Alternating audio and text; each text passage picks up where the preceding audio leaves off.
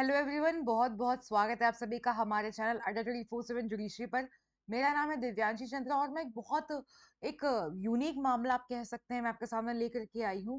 सवाल यहाँ पर कोर्ट के सामने ये था कि क्या एक शादीशुदा महिला जो कि लिव इन रिलेशनशिप में रह रही है, क्या हाई कोर्ट से सुरक्षा की मांग कर सकती है? क्या ये एंटाइटल्ड है प्रोटेक्शन के लिए? आप लोगों के जो भी विचार होंगे कमेंट में बताइएगा जरूर। तो फिलहाल तो देखिए, हाई कोर्ट ने कह दिया है कि नहीं, ऐसे रिलेशनशिप की रक्षा नहीं करी जा सकती जो कि सपोर्टेड बाय लॉ नहीं, जिसको लॉ सपोर्ट नहीं करता उसको हाई कोर्ट प्रोटेक्शन नहीं दे सकता है। और हाई कोर्ट ने यहाँ पर डिसमिस कर दिया है इस मैरिड वुमेन की पिटिशन को, जो कि यहाँ पर लिव इन रिलेशनशिप में रह रही थी। देखिए क्या हुआ मामले में।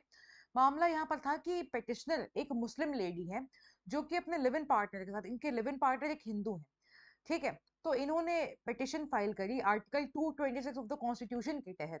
और इनकी प्रेयर थी कि इस रिट को इशू करने के लिए order direction in the nature of mandamus, कि कमांड किया जाए रिस्पोंडेंट्स को कि यहाँ पर इनकी मैरिड लाइफ को डिस्टर्ब ना करा जाए।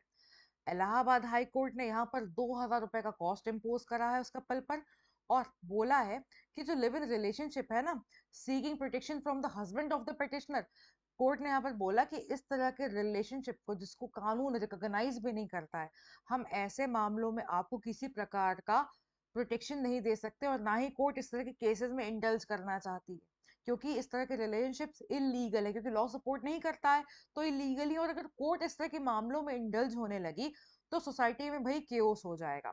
देखिए थोड़ा सा यहाँ पर बताती हूँ आपको क्या हुआ। कि पिटिशनर्स के बिहाफ पर जो वकील साहब अपीयर हो रहे थे, उन्होंने कहा कि पिटिशनर्स की एज मेजोरिटी से ज्यादा है, ठीक है। अब पहले क्या हुआ, पिटिशन नंबर 1 ने, ठीक है, यहाँ पर जो हमारी महिला है, उन्होंने राजू के बेटे रफीक से शादी करी, और इनके जो बेटे हैं रफीक, जिनसे शादी हुई इनकी, उनकी आदत है ड्रिंक करने की, हैबिचुअल ड्रिंकर है और रेगुलरली अपनी वाइफ को असॉल्ट करते थे। अब यहाँ पर वुमन ने अपने पेरेंट्स को तो इन्फॉर्म करा इंसिडेंट के बारे में, लेकिन उन्होंने कोई एक्शन नहीं लिया। इस वजह से इन्होंने अपना मैरिड होम छोड़ दिया, और यहाँ पर अपने जो लिव इन पार्टनर है इनके साथ रहने लगी, अपनी खुद की इच्छा से रहने लगी, ठीक है। और इनकी 5 साल की फीमेल चाइल्ड भी है। अब यहाँ पर जो इनके पति हैं, जो इनके शौहर हैं, वो इनको हरास कर रहे हैं, इनको यहाँ पर डरा रहे हैं कि इनके रिलेशनशिप को डिस्टर्ब करेंगे, यहाँ पर प्रॉब्लम होगी इनके लिए। तो इसी वजह से इन्होंने एप्लीकेशन फाइल करी, रिट फाइल करी है हाई कोर्ट के सामने कि आप यहाँ पर हेल्प करिए। अब जो रिस्पोंडेंट हैं, इनकी बात करना चाहूंगी। इनका यहाँ पर ये कहना है कि मेरी बीवी है, मेरे से शादी करी है उसने, और अभी तक कोई डाइवोर्स नहीं हुआ है हमारे बीच में, और वो क्योंकि किसी और के साथ रह रही है तो ये क्या हुआ, ये एडल्टरी हुआ। अब यहाँ पर इनका कहना है कि जो मेरी वाइफ है वो मुस्लिम कम्युनिटी को बिलोंग करती है, और जिसके साथ रह रही है वो हिंदू कम्युनिटी का है। तो यहाँ पर इन्होंने कन्वर्जन एक्ट के सेक्शन 8 और 9 के प्रोविजंस को भी फॉलो नहीं करा है, देयरफॉर इनका रिलेशन प्रोटेक्टेड बाय लॉ तो है ही नहीं कहीं से। अब कोर्ट ने यहाँ पर ऑब्जर्व करा कि इस केस में नो डाउट कि जो महिला है वो लीगली वेटेड वाइफ है रिस्पोंडेंट की, है ना। और यहाँ पर कोई डॉक्यूमेंट भी नहीं है जो यहाँ पर दिखा सके कि इनका कोई डाइवोर्स हुआ है, कोर्ट की कोई डिग्री तो है नहीं।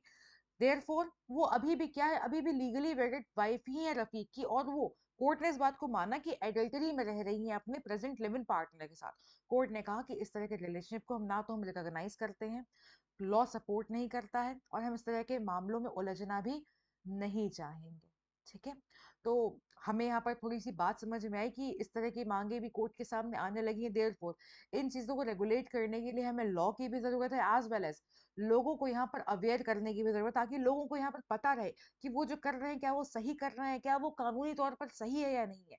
तो इस तरह के मामलों से और लीगल अपडेट से जुड़े रहने के लिए हमारे चैनल अटल 24/7 जुडिशरी से जुड़े रहे आप, जो हर चीज आपके लिए समय से पहले लेकर के आ जाते हैं, मतलब बिल्कुल समय पर लेकर के आते हैं। Thank you so much guys, may God bless you all.